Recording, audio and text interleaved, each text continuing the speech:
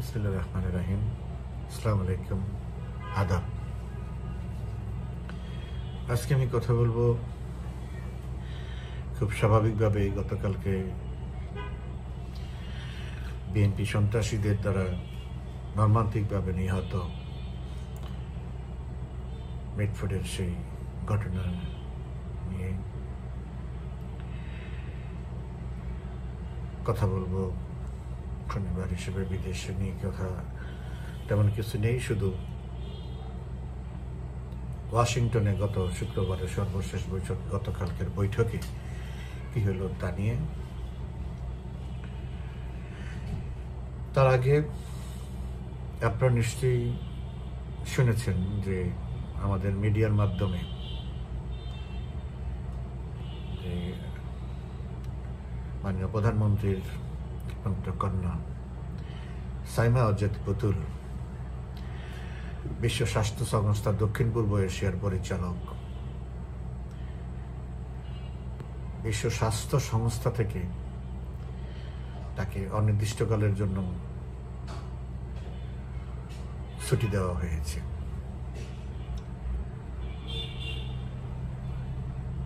এই তথ্য কোত্থেকে এসেছে, তথ্য কোথায় পেয়েছি আমরা? এই তথ্য পেয়েছি আমরা আমাদের স্থানীয় কিছু মিডিয়া থেকে। আমাদের মিডিয়া কোত্থেকে পেয়েছে? এটা কোনো প্রাতিষ্ঠানিক বা বিশ্ব স্বাস্থ্য সংস্থা এই ধরনের কোনো তথ্য নেই। তারা এই ধরনের কোনো তথ্য প্রচার করেনি, প্রকাশও করেনি। এই ধরনের কোনো সিদ্ধান্তের কথাও তারা জানায়নি। আমি ভিডিও করা শুরু করেছি রাত তখন 8:15। তখন পর্যন্ত বিশ্ব স্বাস্থ্য সংস্থার ওয়েবসাইটে অফিসিয়াল এই ধরনের কোনো ঘোষণা তারা দেয়নি। একটি পত্রিকার রেফারেন্সে তারা খবরের রেফারেন্সে তারা আমাদের লোকাল মিডিয়ায় তথ্য দিয়েছে।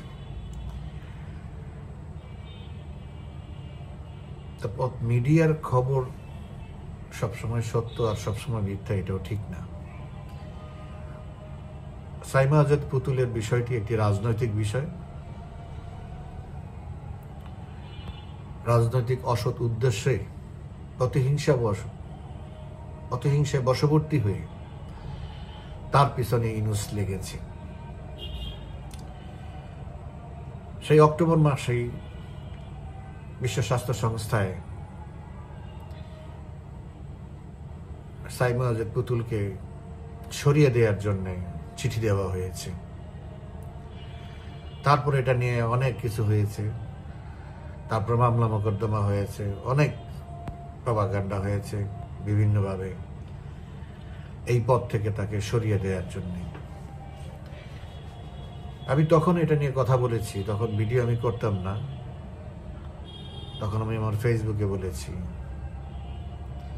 যে বিষয়টা এত সহজ না। এটা কারো কোনো ইচ্ছায়, ব্যক্তিগত ইচ্ছায় বা কোনো প্রতিষ্ঠানের ব্যক্তিগত প্রাতিষ্ঠানিক ইচ্ছায় এই নিয়োগ হয় না।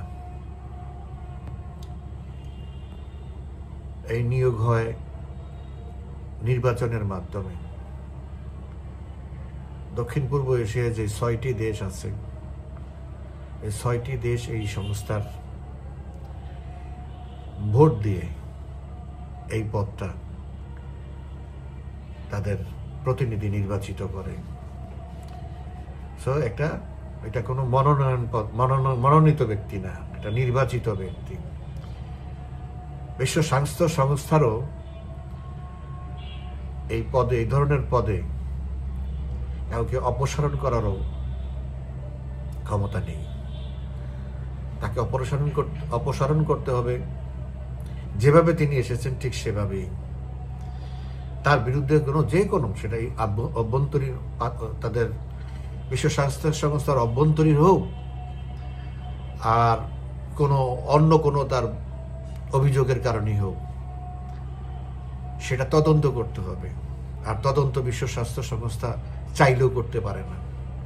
এই তদন্ত করতে হলো ওই যেসব দেশ এই বিশ্ব স্বাস্থ্য সংস্থার এই আঞ্চলিক এই দেশগুলো যাদের প্রতিনিধি তিনি, সেই সব দেশগুলো সরকারিভাবে একমত হতে হবে।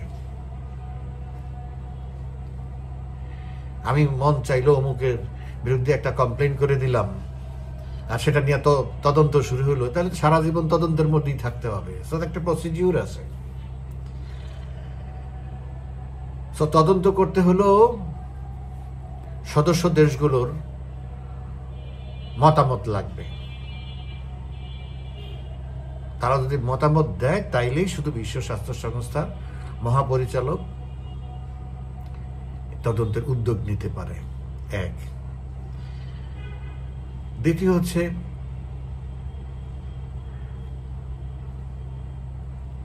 সাইমা ওয়াজেদ পুতুল নিজের থেকেই ছুটি নিতে পারে। আপনারা জানেন 2-3 দিন আগে ব্যাংককে বিশ্ব স্বাস্থ্য সংস্থার 2024-এর বিশ্বে মানসিক স্বাস্থ্যের অবদান রাখার জন্য তাকে পুরস্কৃত করা হয়েছে। এই মাত্র গত সপ্তাহের ঘটনা। আর ইউনূসরা এটা নিয়ে তদবির করতেছে আরো 8-9 মাস আগে থেকে।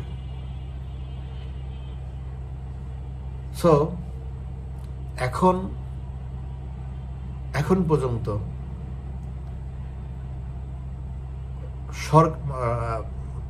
অফিসিয়াল কোনো সিদ্ধান্ত আমরা জানি না। ইতিমধ্যে ইউনূস সেন্টার থেকে এই সিদ্ধান্তকে স্বাগত জানিয়েছে এবং তার যে সুযোগ সুবিধা, সে যে এখনো পরিচালক, যদি ছুটিতে যায়ও সে ছুটিতে যাবে, কিন্তু তার পদে সে বহাল আছে।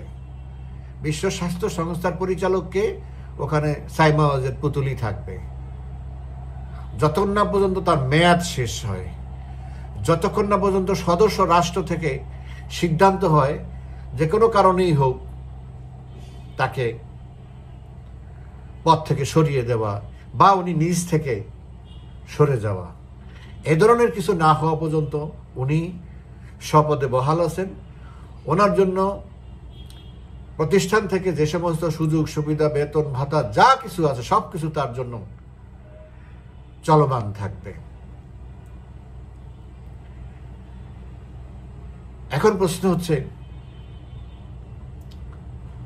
ধরে নিলাম আমি এটা আগামী মঙ্গলবার জানা যাবে, আগামী সোমবার আরো নিশ্চিতভাবে এটা ওরা বলা হচ্ছে যে নিউজে বলা হচ্ছে যে গত কালকে থেকে, মানে শুক্রবার থেকে এটা ইফেক্টিভ হবে। তাহলে গতকালকেই তাদের অফিসিয়ালি তারা জানাতে পারতো, প্রেস নোট দিয়ে তাদের ওয়েবসাইটে, জানায় নাই। আজকে সারাদিন গেল জানায় নাই। সো আমি যেমন এটাকে ডিনাই করছি না, at the same time আমি এটাকে অ্যাকসেপ্টও করতেছি না। So it is under observation, let's see what happens. এটা নিয়ে এত উৎফুল্ল হওয়ার কিছু নাই বা এটা নিয়ে অবাক হওয়ার কিছু নাই। আমরা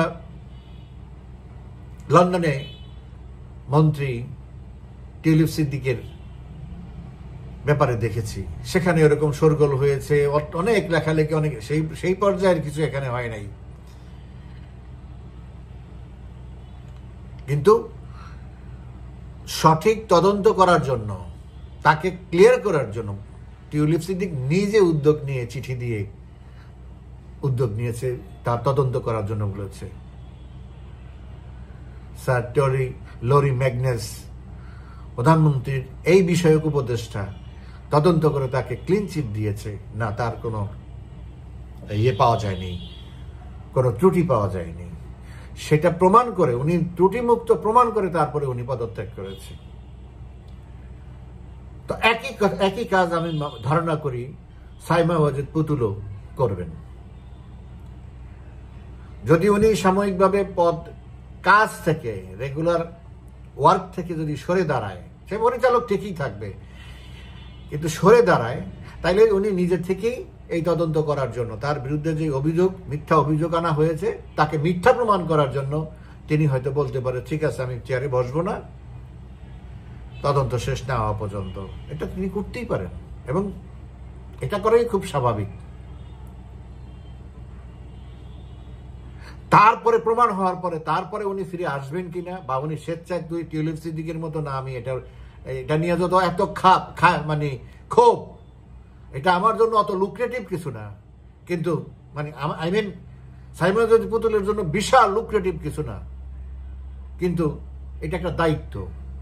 উনি ওনার প্রফেশনাল এক্সপিরিয়েন্সের থেকে এই দায়িত্বটা পালন করতেছে। এমন না সে ব্যবসায়ী ছিল বা কোনো প্রফেসর ছিল বা কোনো ইঞ্জিনিয়ার ছিল বা অন্য কোনো প্রফেশনে ছিল, এখানে এসে সম্পূর্ণ উল্টা একটা বা আদার দেন হার এক্সপিরিয়েন্স একটা প্রফেশনে উনি চলে আসেন। নো,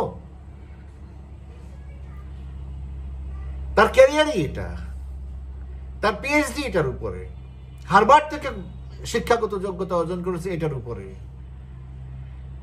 সব প্রফেশনালি সে এইটার উপরে এক্সপার্ট, এবং সেই জন্যই তাকে এখানে বসানো হয়েছে। প্রধানমন্ত্রীর মেয়ে দেখে তাকে ওখানে বসানো হয় নাই। হ্যাঁ, প্রধানমন্ত্রীর মেয়ে এই কাজটা করেছে, এখন তো দেখা যাচ্ছে প্রধানমন্ত্রীর শেখ হাসিনার মেয়ের জন্য তার যে কোয়ালিফিকেশন, তার যে এক্সপিরিয়েন্স, এটাকেই আজকে বিতর্কিত করা হচ্ছে।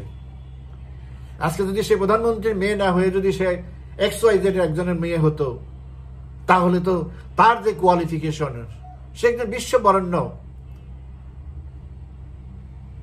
মানসিক চিকিৎসক বা এই অটিজম বিশেষজ্ঞ, বিশ্ব সেরা। সে এর আগেও জাতিসংঘের বিশেষজ্ঞ হিসাবে কাজ করেছে।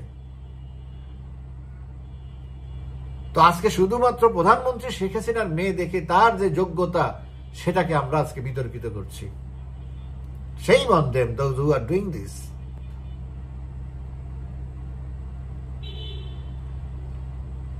যাই হোক, আমরা দেখি কি হয়।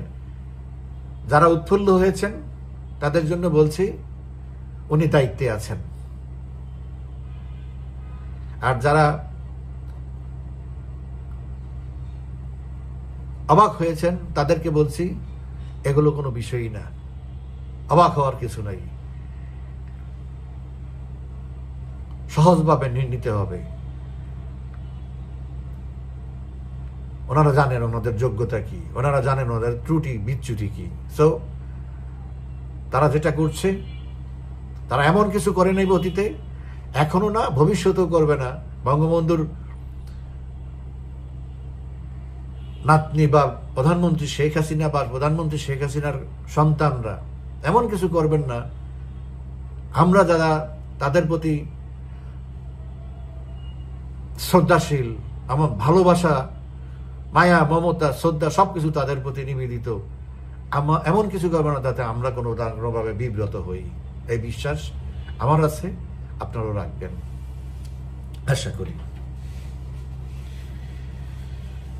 আসেন বর্তমানের আমাদের দেশে যা চলছে। আমাদের দেশে 5 তারিখ থেকেই শুরু হয়েছে চাঁদাবাজি, দখলবাজি, লুটপাট। এখানে কোনো অপকর্ম নয়। বিএনপির সর্বস্তরের নেতাকর্মীরা, একদম সেই লন্ডন থেকে শুরু করে তৃণমূল ভোলা পর্যন্ত, এই গল্প বলে আপনাদের লাভ নেই। আমার চেয়ে অনেক বেশি আপনারা জানেন। আমি কয়েকটা কথা বলতে চাচ্ছি। দেখেন, ভোলায় আমার নিজের এলাকা, নিজের শহর। আজকে এবি সিদ্দিকী নামে একজন বৃদ্ধ লোক, অনেক হয়তো দেখেছেন টেলিভিশনে, স্বরাষ্ট্রমন্ত্রীর সামনে এসে দাঁড়িয়েছে, স্বরাষ্ট্র উপদেষ্টা সামনে এসে দাঁড়িয়েছে। কি হয়েছে? আমার জমি দখল করে নিয়ে গেছে বিএনপির লোকরা, আমাকে এখন চাঁদা দিতে হবে, নাহলে আমাকে মেরে ফেলবে। আপনি কি ব্যবস্থা, স্বরাষ্ট্র উপদেষ্টা জিজ্ঞেস করতেছে আপনি কি ব্যবস্থা নিয়েছেন? আমি তখন উনি বলতেছে আমি তখন জীবন বাঁচানোর জন্য পালিয়ে বেড়াচ্ছি। আমি একটা জিডি করছি। জিডি না, আপনি মামলা করেন। ভোলা ওয়েস্টার্ন পাড়ার দরগা রোডের এবি সিদ্দিক। এটা হলো আজকে স্বরাষ্ট্র উপদেষ্টার সাথে ঘটনা। এটা হলো একটা সাগরের এক ফোঁটা পানির মতো সারা বাংলাদেশে, ইউনিয়ন ওয়ার্ড পর্যায়ে।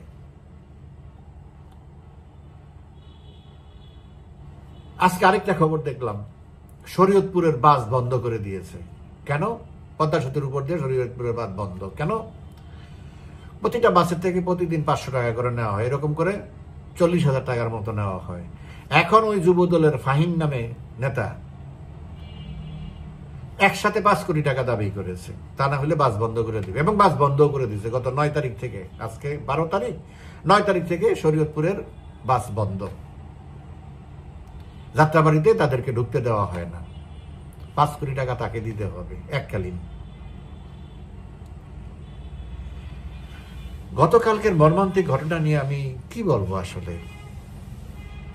এটা যেমন দেখাও যায় না, এখন শুনলে যতটুকু দেখছি তাতেই মানে আমি একটা ফেসবুকে পোস্ট দিয়েছি আজকে, আবার কেউ কেউ কমেন্টও করেছে এরকম কি আগে হয় নাই? না, এরকম আগে হয়নি।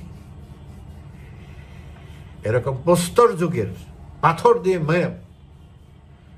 পাথর ছুঁড়ে তারপরে মারা, শরিয়া আইন চালু হওয়ার মতো এরকম ঘটনা ঘটে, কুপিয়ে মেরেছে, লাঠি দিয়ে পিটিয়ে, সব আমলেই হয়েছে, একেবারে সেই পাকিস্তান আমল থেকে সবসময় হয়েছে, বা সারা পৃথিবীতে কিছু না কিছু ঘটনা সবসময় ঘটে।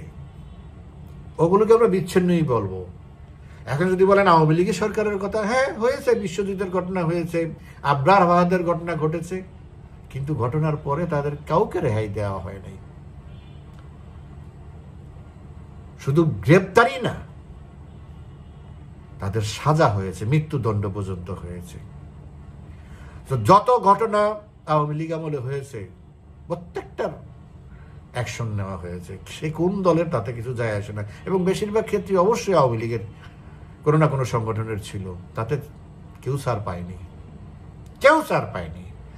প্রধানমন্ত্রী শেখ হাসিনা একটা কথা পরিষ্কার বলে দিয়েছে, সে যখন অপরাধ করবে তখন সে অপরাধী, তখন তার রাজনৈতিক পরিচয় আর দেখা হবে না, সে কি আমার দলের নাকি কোন দলের, ডাজন্ট ম্যাটার। এবং সে তার এই কথা অক্ষর অক্ষরে পালন করে। যারা যারা গাফিলতি করেছে, আলগা দরদ দেখাইতে গিয়েছে যে আওয়ামী লীগের লোক একটু ছাড় দেয়, তাদের বিরুদ্ধে অ্যাকশন নেওয়া হয়েছে, তাদের বিরুদ্ধে, সেই সমস্ত কর্মকর্তাদের বা সেই সমস্ত নেতাদের বিরুদ্ধে অ্যাকশন নেওয়া হয়েছে। তারপরে অনেক ঘটনা ঘটেছে, যারা ঘটেছে সেটার জন্য তারা দায়ী। আজকে যে ঘটনা ঘটেছে, এই ঘটনার জন্য দায়ী কে? এই ঘটনার জন্য দায়ী সর্বপ্রথমে তারেক জিয়া, তারপরে হলো তার সঙ্গী সাথী নতুন জোটসে ইউনূস, ডক্টর ইউনূস। এই ঘটনাগুলির একটা পর্যায় ছিল তারেক জিয়ার নেতৃত্বে। তারেক জিয়ার ডক্টর ইউনূস যখন লন্ডনে বৈঠক বসলো, তারপর থেকে বিএনপির স্থানীয় পর্যায়ের নেতাকর্মীরা বা শীর্ষস্থানীয় সবাই একদম এ টু জেড সবাই ভাবনা শুরু করলো, এখন আমরা অফিসিয়ালি ক্ষমতার অংশীদার, আর আমাদের ক্ষমতা তো জাস্ট একটা দরজা মাত্র, ওটা আমাদের নিয়ন্ত্রণে। এই যে তারা ইন্সপিরেশন পেল, ইন্সপায়ার্ড হলো, তারপরে আপনারা খোঁজ নিয়ে দেখেন যে কি পরিমাণ। আগে তো ছিল এনসিপি মব জাস্টিস করতো, মব ভায়োলেন্স করতো, মব লিঞ্চিং করতো, মব টেরোরিজম করতো, আর বিএনপি ছিল চাঁদাবাজি, দখলবাজি, এগুলির মধ্যে। কিন্তু লন্ডন বৈঠকের পরে বিএনপির মব ভায়োলেন্স বেড়ে গেছে। এটা এক ধরনের তাদের একচ্ছত্র আধিপত্য বিস্তার করেছে তারা। দেখেন সালাউদ্দিন কি বলছে সে কথা আমি পরে আসতেছি। আমি অবাক হয়ে গেছি মির্জা ফখরুল ইসলাম আলমগীর তার স্টেটমেন্টে। তিনি বলছেন সতর্কতার সাথে তদন্ত করতে হবে। কেন এই কথা কেন বলে? এই কথা বলা মানেই তো রাজনৈতিক প্রভাব বিস্তার করা। আপনি কেন এই কথা বলবেন? সতর্কতার সাথে কেন? আপনি ক্ষমতায় আছেন, আপনি ক্ষমতাসীন দল, আপনি ক্ষমতায় যাই মানে ফুল পাওয়ার নেওয়ার অবস্থায় আছেন। সবাই এই দেশের মধ্যে যারা আছে সবাই বলতেছে যেহেতু আওয়ামী লীগ নেই, আওয়ামী লীগ থাকলে তো আপনার খবরও থাকবে না। তো আপনি এখন ক্ষমতায়, আপনি কাকে বলতেছেন সতর্কতার সাথে তদন্ত করতে হবে? এই কথা বলার মানে কি? এই কথা বলার মানে হচ্ছে, এই কথার মানেটাই আমরা আজকে পেলাম পুলিশের লালবাগের ডিসির থেকে। গতকালকে ছিল এটা চাঁদাবাজির জন্য, চাঁদা দাবি করার জন্য তাকে হত্যা করা হয়েছে, চাঁদা দেয় নাই জন্য। আজকে হলো যে এটা ব্যবসায়িক কোন দলের জন্য হয়েছে। ফখরুল ইসলাম আলমগীরের ওই কথার প্রভাব হলো এইটা, ওই কথার রেজাল্ট হইল এইটা, যে সরাসরি চাঁদা চাইতে গেছে, চাঁদা দেয় নাই, তাকে মেরে ফেলা হয়েছে পিটিয়ে বা পাথর দিয়ে, নজিরবিহীন ঘটনা। কিন্তু সেটাকে আজকে পুলিশ বলতেছে ব্যবসায়িক কোন দলের জন্য এই ঘটনা। যে এখন আমার কথা হলো স্টেটমেন্টটা চেঞ্জ হয়ে গেছে। আমার কথা হলো স্পষ্ট, সালাউদ্দিন সাহেব কি বলছে, আমরা এত ব্যবস্থা নেওয়ার পরেও আমাদের উপরে, আমাদের বিরুদ্ধে কথা বলা, এটা হলো অপরাজনীতি। এটা কেন অপরাজনীতি হবে? বিশ্বজিৎকে যখন সন্ত্রাসীরা হত্যা করে, তখন আপনারা কি চুপ করে বসেছিলেন? তখন শেখ হাসিনাকে ব্লেম করেন নাই আপনারা? তো সরকার থেকে কি কোনো এই ধরনের কথা বলছে এগুলি অপরাজনীতি? সরকার থেকে শুধু বলছে ঘটনা ঘটেছে, সে যেই হোক, স্ট্যান্ড ইনস্ট্রাকশন দেওয়া হয়েছে, সে যেই হোক তাকে গ্রেপ্তার করো, তাকে আইনের আয়ত্তে আনো। এর বাইরে তো কোনো কথা বলে নাই যে না আপনারা আমাদেরকে কিছু বলবেন না, আমরা তো ব্যবস্থা নিচ্ছি। নো। তো আপনারা কেন আজকে বলতেছেন যে আপনাদের ছেলেরা, আপনারা কেন বহিষ্কার করলেন 5 জনকে, যুব দলের এত বড় বড় নেতাদেরকে? তারা ঘটনার সাথে জড়িত ছিল, আপনারা জেনেছেন, তাই জন্য তো তাদেরকে বহিষ্কার করা হয়েছে। তো বহিষ্কার করলেন, ভালো কাজ করেছেন। কিন্তু এই বহিষ্কারের রাজনীতি তো আমরা গত 11 মাস পর্যন্ত দেখে আসতেছি। দরজা দিয়া বহিষ্কার করেন আর জানালা দিয়া বহিষ্কার প্রত্যাহার করেন, কয়দিন পরই বলতে। আপনি নিজেই চিন্তা করে দেখেন, ঢাকা শহরে কত বড় বড় নেতারা, তাদেরকে বাড়ি অমুক দখল করছে, অমুক করছে, সেমুক করছে, বহিষ্কার করছেন, তারপরে বহিষ্কার প্রত্যাহার করে দিচ্ছেন। আপনি হিসাব দেন, 4000 বহিষ্কার করছেন। আপনি এই হিসাবও দেন আপনারা কতজনের বহিষ্কার আদেশ প্রত্যাহার করছেন। আর যাদের বহিষ্কার আদেশ প্রত্যাহার করেন তারা আপনাদের অফিসে কিভাবে ঢুকে, তারা আপনাদের মিছিল মিটিং কিভাবে করে, সবই আছে। শুধু নামে একটা বহিষ্কার দিয়ে আপনারা প্রচার করলেন, আসল কাজ তো তারা সবই ঠিকই করতেছে। তাদের সেই তাজাবাদী সবে আবার 2-4 জনের আবার গ্রেপ্তার করে দেখায়, পরবর্তীতে একদিন পরেই তাদেরকে আবার জামিন করে আনেন। এজন্যই আমি আমার পোস্টে বলেছি তারেক জিয়া এই দায়কে অনুভব। আমি গতকালকের আমার ইয়াতে ভিডিওতে আমি বলেছি যে তারেক জিয়া এটা দায় নিতে হবে এগুলির। এই বিষয়ে বলিনি, আর অন্য বিষয়ে বলছি। গতকালকের ঘটনা দায় তারকে, গতকালকে ঘটনা একই ঘটনা ঘটছে। দেখেন আপনারা, শুধু বিএনপি না, জামাতও কম যায় না। জামাত হয়তো পয়সা নিয়ে কেলেঙ্কারি করে না, তারাও তাদের রাজনৈতিক কিলিং করা শুরু করেছে বিভিন্ন জায়গায়। বিএনপির এক ছেলেকে খুলনাতে গুলি করে মেরেছে, মৃত্যু নিশ্চিত করার জন্য রক কাটেছে সেই রক কাটা বাহিনী।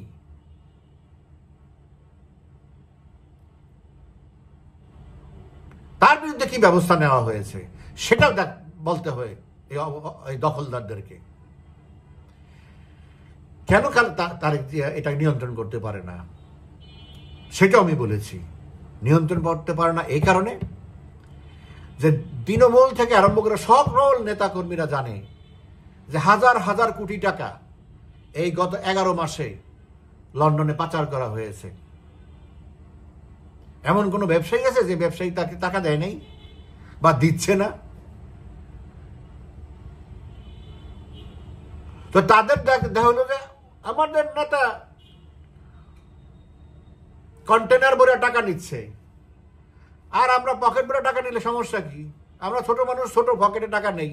আমাদের নেতা বড় মানুষ, উনি কন্টেনার ভরে লন্ডনে টাকা নিচ্ছে। তো আপনি কিভাবে নিয়ন্ত্রণ করবেন? প্রত্যেক বক্তৃতাই তো বলেন হুঁশিয়ার, সাবধান, বরখাস্ত, অমুক সমুক, বদনাম করবেন না। বদনামের কি আছে? তারা তো প্রফেশনালি কাজ করতেছে। বিএনপির কাজই তো। কোন আমলে বিএনপি এগুলি থেকে দূরে ছিল? কোন আমলে? জেনারেল জিয়া যখন রাজনৈতিক দল গঠন করে, মেজর জেনারেলের স্টার লাগিয়ে, পোশাক লাগিয়ে, আর্মির পোশাক লাগিয়ে, চিফ মার্শাল অ্যাডমিনিস্ট্রেটর থাকা অবস্থায়, রাষ্ট্রপতি থাকা অবস্থায় যখন বিএনপি গঠন করে, তখন এই যুব কমপ্লেক্সের মাধ্যমে এই প্রথম শুরু হলে এই দেশের মানুষকে চাঁদাবাজি কি জিনিস শিখাইতেছে, সেটা হলো এই তারেক জিয়ার বাবা জেনারেল জিয়া। সে শিখিয়েছে কিভাবে হাট বাজার দখল করতে হয়, কিভাবে ঘাট মাঠ দখল করতে, এগুলি সেই 78 সাল থেকে শুরু হয়েছে। এই যুবকদেরকে কাছে আনার জন্য তাদের চরিত্র নষ্ট করেছে এই লোক, এই জেনারেল জিয়া। তো সে কিভাবে এই দলটাতে আসে কেন? এই দলটাতে আসে তো চাঁদাবাজি করার জন্য, দখলবাজি করার জন্য, মাঠঘাট দখল করার জন্য। তো সেই 78 সাল থেকে শুরু হয়েছে। General Zia was the pioneer of this system. চাঁদাবাজি কিভাবে করতে হয় তার ফর্মুলা সে শিখিয়ে দিয়েছে। ছাত্রদল করছে কিভাবে? একই কারণে এই অবিটবি এদেরকে নিয়ে অস্ত্র হাতে তুলে দিয়েছে, বাস হয়ে গেল, শেষ করে দিল। তো একজনকে ইয়াজিদ যখন বলবেন মহরমের বিবৃতিতে তারেক জিয়া মাননীয় প্রধানমন্ত্রীকে উদ্দেশ্য করে ইয়াজিদের সাথে তুলনা করছে, তখন আমি এটা নিয়ে কথা বলতে চেয়েছিলাম, সুযোগই পাচ্ছি না কোনটার মধ্যে। এত ফ্লুইড সিচুয়েশন, একটার পর একটা যেভাবে আসতেছে, আমি রেফারেন্স আজকে বলতেছি কি একটা মানুষ কিভাবে একটা ধর্মপ্রাণ মানুষকে এই দেশের মুসলমান এবং ইসলামের জন্য এবং বিভিন্ন সকল ধর্মের জন্য শেখ হাসিনা গত 15.5 বছরে যে কাজ করেছে, গত 50 বছরে, গত 38 বছরে, তার আগের 38 বছরে সেই কাজ হয়নি। ব্যক্তিগতভাবে তিনি একজন ধর্মপ্রাণ মানুষ, মুসলমান, তাকে ইয়াজিদের সাথে তুলনা করে। এই লোকের কি মাথা ঠিক আছে? আর ইয়াজিদ যদি হয় তাহলে তার বাপকে আগে বলতে হবে, জেনারেল জিয়াকে বলতে হবে ইয়াজিদ কাকে বলে, কিভাবে মানুষকে হত্যা করেছে, কিভাবে অফিসারদেরকে হত্যা করেছে, হাজার হাজার মুক্তিযোদ্ধা সৈনিক অফিসার সব মেরে ফেলছে। 19টা কু হয়েছে, 19টা কুতে কমপক্ষে অন্তত 1900-4-5 হাজার সৈনিক হত্যা করা হয়েছে। এয়ারফোর্সের এক ঘটনা, এক দিলে 577 জনের শেষ করে দিছে।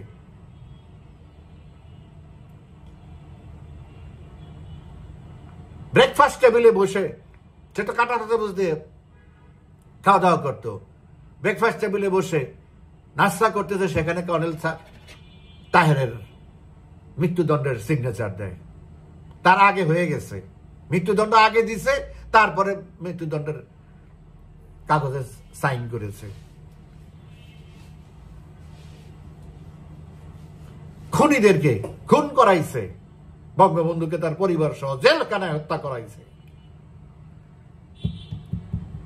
তারপর তাদেরকে পুরস্কৃত করেছে, সুবিধা দিয়েছে।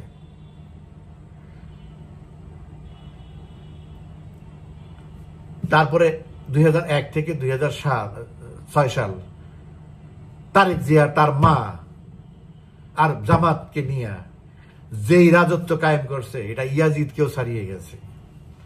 ইয়াজিদের শাসনকে হার মানিয়ে দিয়েছে। 26,000 আওয়ামী লীগের নেতা কর্মী সমর্থককে হত্যা করা হয়েছে, রেকর্ডেড নাম সহ। আজকের মহামান্য রাষ্ট্রপতি সেটা তদন্ত করেছে এবং সেই তদন্তে এই নামগুলি চলে আসছে।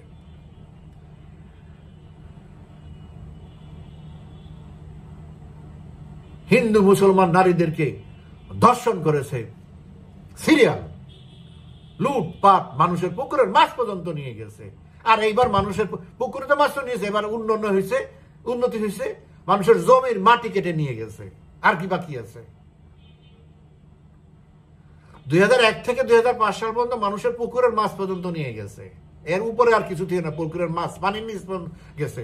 আর এবার জমি থেকে ট্রাক লাগিয়ে মাটি কেটে তারপরে নিয়ে গেছে, এখনো তাই করতেছে। তো সেই লোক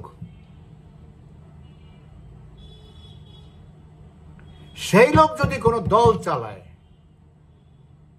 যার নাম ছিল মিস্টার 10%, গুগলে সার্চ দিলে মোস্ট করাপ্টেড পার্সন অফ বাংলাদেশে আসতে তারেক রহমানের ছবি, যে এখনো আমেরিকায় নিষিদ্ধ, একজন অর্থ পাচারকারী, একজন খুনি, 21শে আগস্টের খুনি, অস্ত্র পাচারকারী, 10 লাখ অস্ত্র পাচারকারী, মিস্টার 10%। কত কি এই ধরনের লোক যখন একটা দলের প্রধান থাকে, একটা দল চালায়, সেই দলের কর্মীরা যখন দেখে যে আমার দলের নেতা হইল এই চরিত্রের, তো সে কেন তাকে নিজেকে সংযত করবে বা কোনো পাওনা থেকে সংবরণ করবে? They cannot restrain themselves. If their leader is symbol, idol, তো তার লিডার যেই কারণে সিম্বল এন্ড আইডল, সেইটাই তো তারা ফলো করবে। And they're doing that exactly.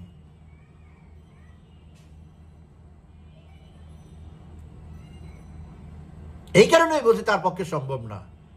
সে বলুক, আমি আজকে ফেসবুকে বলেছি, সে ঘোষণা দিক, যদি তোমরা এই চাঁদাবাজি, লুটপাট, দখলবাজি, এই সমস্ত এই মামলাবাজি, মামলা দিয়ে মানুষকে টাকা দাবি করা, আবার মানুষকে মামলায় না টাকা না দিলে মামলায় ঢুকানো, এইসব আকাম কোকাম যদি তোমরা বন্ধ না করো, তাহলে আমি রাজনীতি ছেড়ে দেব। বলুক সাহস মানুষ, আগে এই ঘটনার জন্য ক্ষমা চাক, তারপরে এই কথা ঘোষণা দিক যদি সাহস থাকে। এই কাজ কোনোদিনও করবে না, বক্তৃতা দেবে। আজকে বক্তৃতা দিছে ষড়যন্ত্র, এগুলি নাকি ষড়যন্ত্র। আর কি বলবো এদের কথা? তো